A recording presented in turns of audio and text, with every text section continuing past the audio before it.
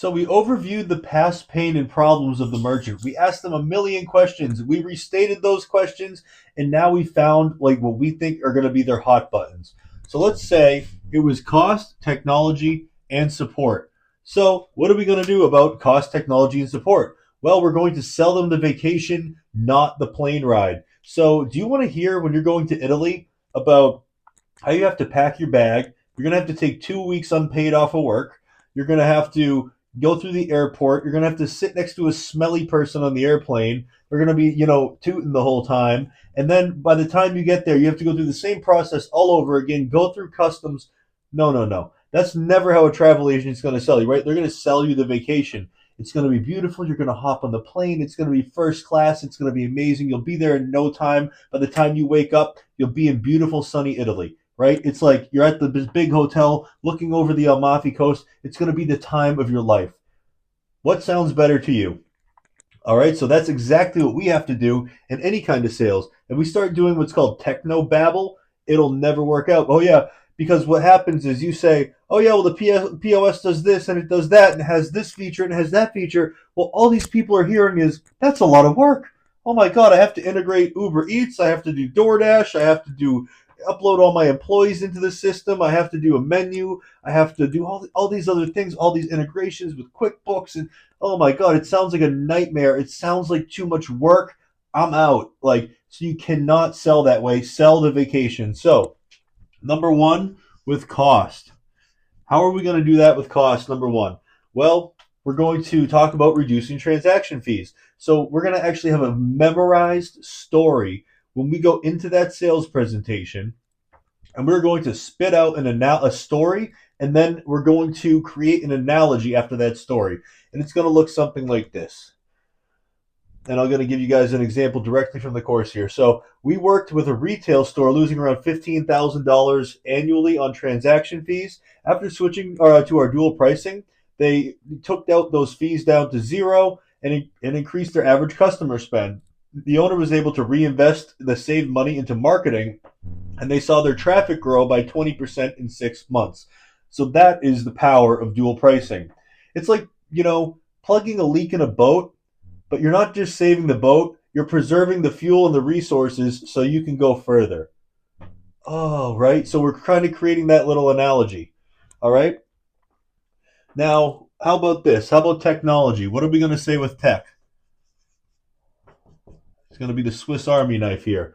So, with technology, what are we going to say? We're going to say something like, a quick service restaurant worked with us, constantly juggling separate systems. So, have you ever gone into a restaurant and seen like 10 different systems on the countertop? They have one for DoorDash, one for Uber Eats, like all these tablets scattered all over the place. It's an absolute nightmare. So, what we're talking about is narrowing down those systems into one, so that way they have a proper tech implementation, and they can also reduce those fees so they're not paying so much for those, Uber Eats and delivery services and things like that. So a quick service restaurant worked with us, and they were constantly juggling separate systems for payments, customer loyalty, marketing, and things like that. By switching to our integrated platform, they saved hours each week, which they were able to use on focus on expanding menu offerings. And in just 3 months, they had a 30% increase in customer retention due to automated loyalty and rewards. So we had an email program having people coming back automated into the system. It's like moving from a patchwork of different tools to a Swiss Army knife. All the functions you need, but all in one place. You're not just saving time, you're actually working harder, and you're going to be able to, pardon me, you don't have to work as hard, and you can grow a lot faster. So, what sounds a lot better than, oh, well, we're going to have to do this and we're going to have to do that. And we're going to have to plug in this integration and that integration? That is never going to work. So, make sure you sell them the vacation. So, after we get through the three pillars and the three stories that we have done, and by the way, I don't sell restaurants, so this is a little bit different for me. I tried to make things a little bit more applicable to you guys. I personally sell tech, but it's not as applicable. So, support. We also have the same similar stories for support. All the copy is right in the course, though, so you guys will be able to read that on your own. So obviously, customer support is incredibly important as well. That's something that a lot of merchants are going to bring up to you. Just make sure that they know we have 3 lines of customer support.